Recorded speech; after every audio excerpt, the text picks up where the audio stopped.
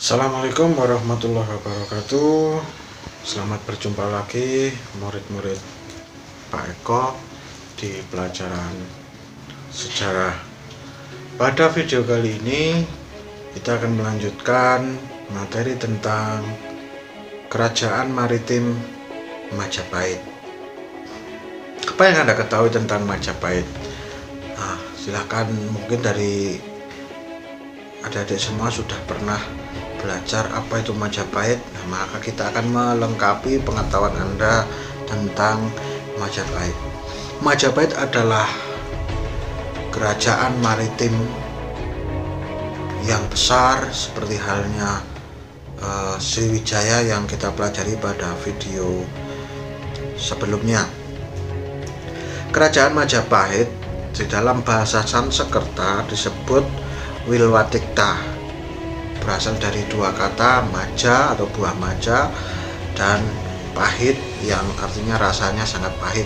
Wilwa itu maja, terus tikta itu pahit.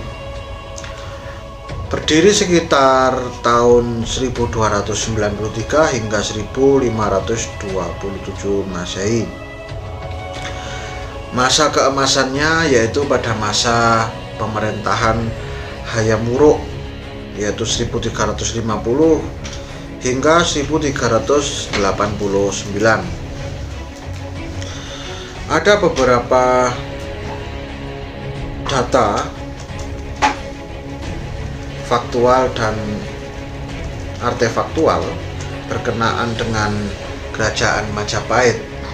Data faktual berasal dari pertama kitab Pararaton, atau para itu artinya apa itu banyak, raton itu artinya raja-raja. Jadi artinya Pararaton adalah kitab raja-raja. Di sana lebih fokus menceritakan tentang Kenarok karena diawali dari bab Katutunira Kenarok. Jadi pendiri kerajaan Singosari, tentang biografi pendiri kerajaan Singosari. Sumber sejarah kedua yaitu kitab Negara Kertagama yang ditulis dalam bahasa Jawa kuno. Negara Kertagama disebut sebagai sumber sejarah tentang Majapahit terkuno yang ditemukan dan yang paling mendekati kebenarannya dikarenakan kitab Negara Kertagama itu ditulis ketika Kerajaan Majapahit itu masih berdiri oleh Prapanca. Empu Prapanca itu menurut kajian dari Profesor Slamet Mulyana, Empu Prapanca itu sebenarnya nama aslinya adalah Darmadiaksa Kasogatan, atau jabatannya sebagai Menteri Agama Buddha. Nah, beliaunya itu adalah menteri pada masa Hayam Wuruk. Di sana, di dalam kitab Negara Kertagama diceritakan tentang masa-masa keemasan dari Hayam Wuruk. Jadi semacam memori ketika Darmadiaksa Kasogatan atau Menteri Agama Buddha itu menemani Hayam Wuruk dalam melakukan ekspedisi ziarah ke berbagai wilayah yang menjadi daerah kekuasaan dari Majapahit. Berdirinya Majapahit. Majapahit berdiri tidak bisa lepas dari sejarah akhir dari Singosari. Jadi yang seperti yang sudah kita ketahui, Singosari runtuh dikarenakan serangan dari Kerajaan Kediri. Kenapa kok kalah? Lah ketika itu pasukan Singosari dikirim ke Melayu dalam rangka menaklukkan tanah Melayu atau ekspedisi Pamalayu, sehingga kondisi keraton di Singosari sedang lemah, sedangkan sang raja sedang melakukan ritual yaitu Tandrayana. Kediri melakukan strategi menyerang seolah-olah pasukan besar dari wilayah selatan, ternyata pasukan besar itu datangnya malah dari wilayah utara, sehingga kondisi pasukan yang tersisa dikerahkan ke selatan. Ternyata Kediri menyerang, mengitari Gunung Arjuna, menyerang dari sebelah utara. Sehingga ketika Raja Terakhir Singasari meninggal, anaknya yaitu Raden Wijaya itu berhasil melarikan diri ke Arya Wiraraja meminta perlindungan. Selanjutnya Kublai Khan ketika mengirim pasukan untuk mengekspansi Jawa dimanfaatkan oleh Raden Wijaya untuk menyerang Kediri, menyerang balik Kediri sehingga Kediri jatuh. Raden Wijaya kemudian juga mengusir pasukan Kublai Khan, sehingga setelah dua musuhnya telah hilang, Raden Wijaya mendirikan kerajaan bernama Majapahit. Itu dikarenakan kerajaan Majapahit dulunya ada di hutan Wengker, yaitu salah satu hutan yang dibeli oleh Kediri supaya Raden Wijaya mendirikan desa di sana. Nah, kemudian kejayaan dari Majapahit. Kejayaan Majapahit bisa dilihat di Kakawin Negara Kertagama. Pada waktu itu dikatakan bahwa kerajaan Majapahit berhasil menguasai Sumatera, Semenanjung Malaya, Kalimantan, Sulawesi, Kepulauan Nusa Tenggara, Maluku, Papua, termasuk Tumasik atau Singapura, dan sebagian kepulauan Filipina. Jadi bisa dibayangkan bahwa Majapahit itu telah berhasil mengekspansi hingga di luar pulau, makanya disebut sebagai kerajaan maritim. Di samping itu juga Majapahit ketika melakukan ekspansi juga melakukan jalan diplomasi dan menjalin persekutuan. Contoh ketika menaklukkan Sunda, Hayam Wuruk berhasrat mempersunting Citra Resmi atau Dyah Pitaloka menjadi permaisurinya. Kemudian kesurutan dari Majapahit. Setelah Hayam Wuruk meninggal, Gajah Mada juga sudah tiada, maka pengganti daripada Gajah Mada dan Hayam Wuruk tidak bisa menyamai kejayaan pada masa Hayam Wuruk. Kekuasaan Majapahit berangsur-angsur melemah. Kemudian ada konflik perebutan tahta antar anak raja dan keluarga raja, sehingga beberapa wilayah daerah-daerah kekuasaan Majapahit seperti Sumatera bagian utara, Semenanjung Malaya, semuanya memerdekakan diri. Kemudian sebagian menjadi kekuasaan kerajaan Ayutthaya. Juga muncul Kesultanan Malaka. Kemudian dari segi teknologi, Majapahit sudah menggunakan teknologi yang cukup modern dari segi persenjataan, dari segi alat navigasi, kemudian perahu pelayaran. Kita bisa melihat dari peninggalan-peninggalannya.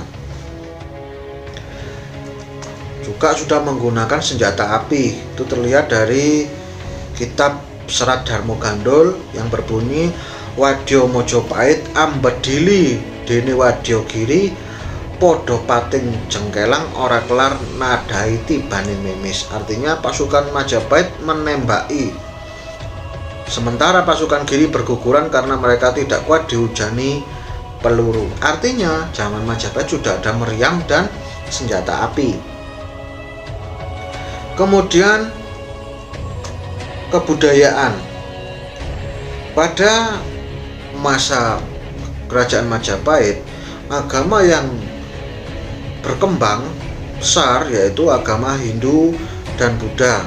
Bisa dilihat dari peninggalan-peninggalan candi yang dibangun pada masa Majapahit. Ada Candi Tikus, Gapuro Bajang Ratu, Candi Bentar, dan lain-lain, yang mana ciri berbedanya candi-candi zaman kerajaan Majapahit sudah banyak yang dibangun berbahan terakota atau batu bata merah. Kemudian dari segi kesusastraan, pada masa Majapahit banyak ditulis kakawin seperti Negara Kertagama. Juga banyak cerita Panji dan cerita-cerita kembangan. Dalam bidang ekonomi, kerajaan Majapahit adalah kerajaan yang cukup maju. Dilihat dari impor dan ekspornya kerajaan Majapahit dengan negara-negara lain seperti Cina. Kita bisa melihat di Balai Pelestarian Peninggalan Purbakala BP3 Jawa Timur, atau Anda bisa melihat di Museum Trowulan, banyak sekali peninggalan-peninggalan dari perdagangan Majapahit dengan negara-negara lainnya. Apa yang diperdagangkan? Sebagai contoh, ada lada, garam, kain, kemudian burung. Kemudian yang diimpor oleh Majapahit dari negara lain, mutiara, emas, perak, sutra, keramik, terus kemudian barang-barang dari besi. Kerjasama antara Majapahit dengan negara-negara lain tidak hanya dengan Cina, tapi hingga ke negara Khmer, Siam, dan India. Kemudian pembagian wilayah,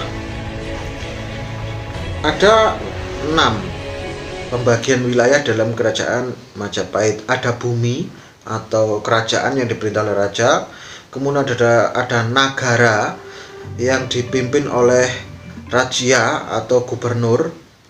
Maksudnya kalau bumi itu dipimpin oleh maharaja, kalau negara dipimpin oleh raja atau raja kecil,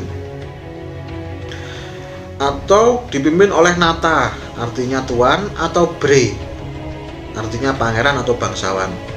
Kemudian ada watek, dikelola oleh wiyasa, ku dikelola oleh lurah, wanua dikelola oleh tani, kabuyutan adalah dusun kecil atau tempat yang sakral. Ada beberapa provinsi dalam kerajaan Majapahit, contoh Kahuripan atau Jenggala, sekarang adalah Sidoarjo, dipimpin oleh Bre Kahuripan. Ada Daha, bekas ibu kota Kediri, dipimpin oleh Bre Daha. Tumapel, bekas ibu kota dari Singasari, dipimpin oleh Bre Tumapel. Wengker, yang sekarang Ponorogo, dipimpin Bre Wengker. Matahun, sekarang Bojonegoro, dipimpin Bre Matahun. Wirabumi atau Belambangan, dipimpin oleh Bre Wirabumi. Paguhan, kemudian Kabalan, Pawanuan, Lasem, sekarang di pesisir Jawa Tengah, Pajang di Surakarta, dan Mataram di Yogyakarta. Kemudian hubungan diplomatik. Dalam hubungan diplomatik, Majapahit menempuh jalan diplomasi atau jalan persekutuan dengan semboyan Mitreka Satata yang digunakan oleh Mahapatih Gajah Mada sebagai landasan dalam menjalankan politik luar negeri. Ada beberapa negara yang bekerja sama dengan Majapahit seperti Ayutthaya di Thailand, Dharmanagari atau Kerajaan Nakhon di Samarap, kemudian Marutma, Rajapura, Singanagari di Myanmar, Champa, Kamboja, Yawana atau Kerajaan Annam. Itu beberapa kerajaan yang bekerja sama. Adapun raja-raja di kerajaan Majapahit ada Raden Wijaya, Jaya Negara, Tribuana Wijaya Tunggadewi, Hayam Wuruk, Wikramawardhana, Suhita, Kertawijaya, Rajasa Wardhana, Girisa Wardhana, Suprabawa, kemudian dilanjutkan oleh Dyah Wijaya Karana, Dyah Wijaya Kusuma, Dyah Rana Wijaya. Itu dari Girindra Wangsa Wardana.